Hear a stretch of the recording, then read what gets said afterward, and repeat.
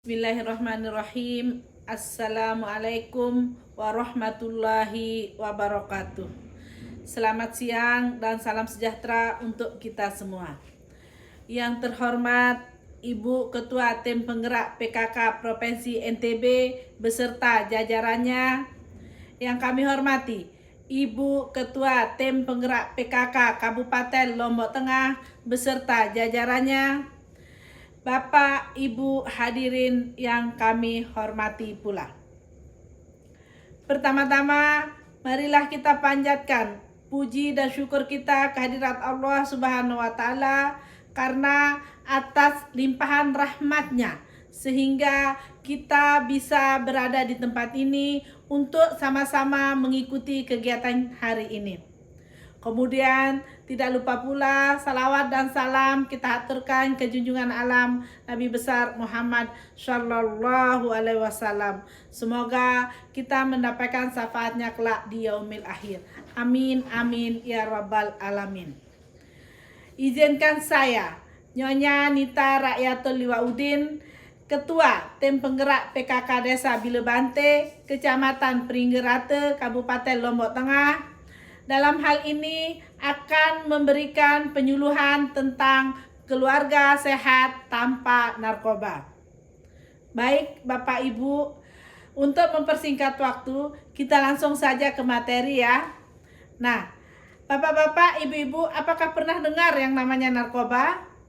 Tentu semua dari kita pernah mendengar apa itu narkoba, pernah mendengar kata narkoba. Tapi apakah kita tahu narkoba itu apa sih?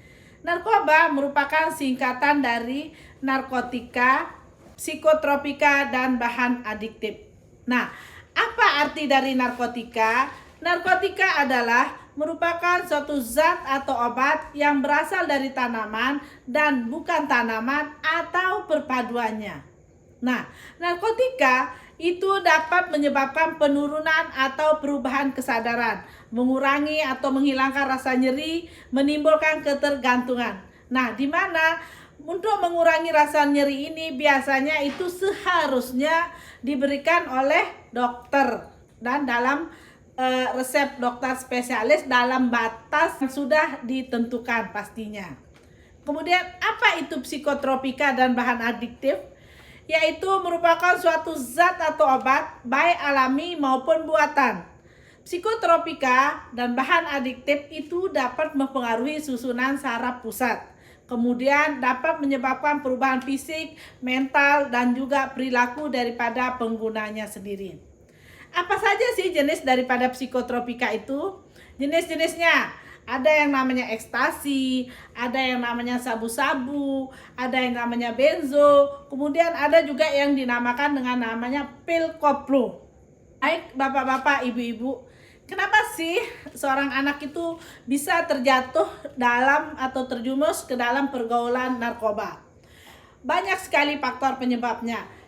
Ada faktor dari diri sendiri, faktor lingkungan, faktor keluarga, maupun faktor lingkungan sekolah. Kita bahas satu persatu yang dari faktor diri sendiri. Pertama, ada keingintahuan yang besar daripada anak itu untuk mencoba, yang awalnya hanya ingin mencoba-coba seperti itu. Kemudian ada keinginan untuk bersenang-senang. Anak tidak mampu untuk menolak narkoba. Kemudian anak juga mengikuti tren atau mengikuti gaya hidup di lingkungan sekitarnya. Kurangnya keimanan daripada anak itu juga bisa mengakibatkan anak itu terjatuh dalam pergaulan narkoba. Melarikan diri dari masalah hidup. Kemudian pemahaman yang salah bahwa mencoba narkoba tidak akan menimbulkan ketagihan. Ya, bapak-bapak, ibu-ibu. Nah, yang kedua, faktor apa lagi yang dapat menyebabkan anak itu terjatuh dalam pergaulan narkoba? Kedua, faktor lingkungan keluarga. Lah, kok bisa? Iya, jadi ketika dalam keluarga itu ada ketidakharmonisan atau hubungan keluarga yang kurang harmonis, itu dapat menyebabkan anak itu terjatuh dalam pergaulan narkoba. Kemudian pola asuh yang salah. Misalnya keluarga itu menggunakan kekerasan atau pilih kasih antara anak yang satu dengan anak yang lain. Komunikasi antar keluarga yang kurang baik.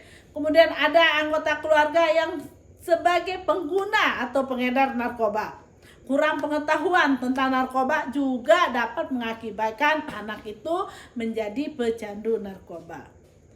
Yang ketiga, faktor apa lagi? Yang ketiga, faktor lingkungan sekolah. Faktor lingkungan sekolah yang terletak di lingkungan rawan pengguna narkoba. Kemudian ada warga sekolah yang menggunakan atau sebagai pengedar narkoba yang luput dari pengawasan guru maupun pengawasan orang tua.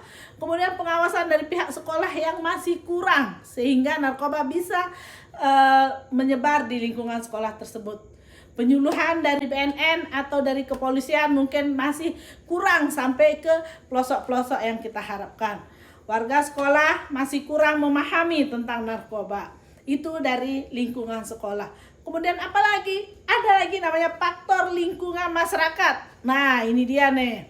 Ini seperti merupakan kayak orang MLM, multi level marketing, saling berhubungan antara yang satu sama yang lainnya. Nah, faktor lingkungan seperti apa?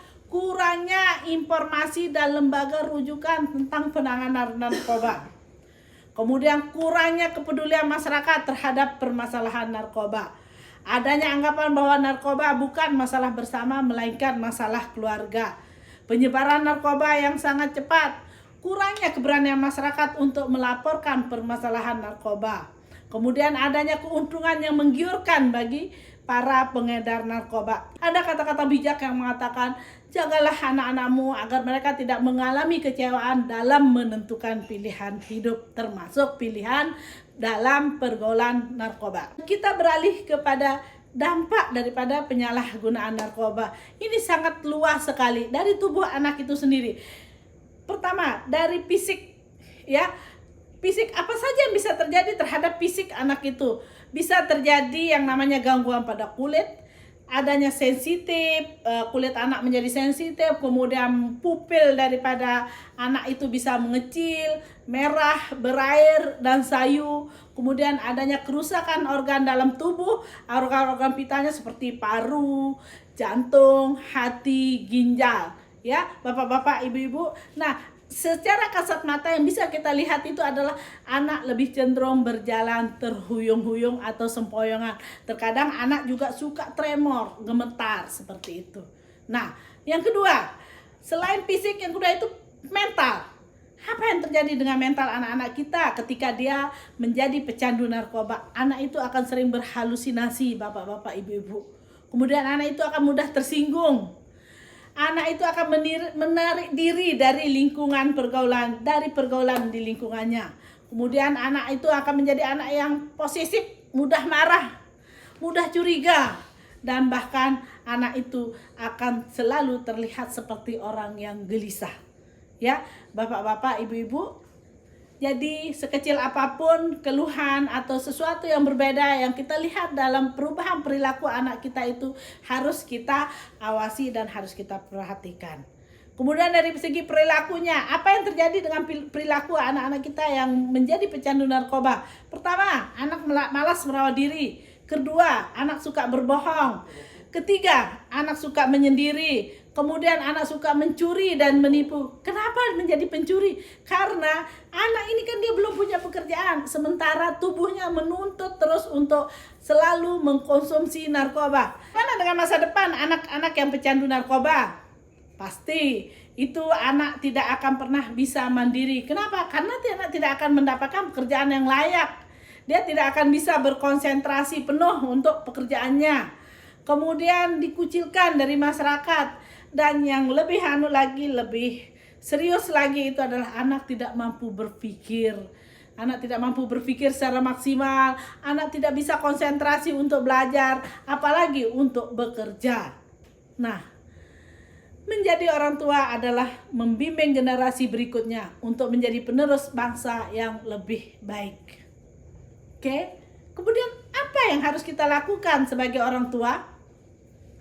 Pertama, melakukan kegiatan bersama, mencari informasi tentang bahaya narkoba, mengenal teman-teman daripada anak kita. Kemudian mendampingi anak-anak pada saat mengalami kesulitan, menerapkan nilai-nilai agama pastinya dan norma sosial yang berlaku, menjalin hubungan hangat pastinya antara orang tua dengan anaknya, kemudian menjalin komunikasi antara orang tua, pihak sekolah, dan masyarakat. Oke, bapak-bapak, ibu-ibu, mari kita pastikan untuk memberikan cinta serta kehangatan yang abadi kepada anak-anak kita. Dukung dan tunjukkan bahwa mereka penting untuk kita dan penting untuk masa depan anak-anak kita. Mungkin hanya ini yang dapat saya sampaikan. Lebih kurangnya mohon maaf. Semoga apa yang saya sampaikan hari ini bermanfaat untuk kita semua. Kekurangan semata-mata itu berasal dari saya, karena kesempurnaan hanya milik Allah. Wabillahi taufiq wal hidayah. Wassalamualaikum warahmatullahi wabarakatuh.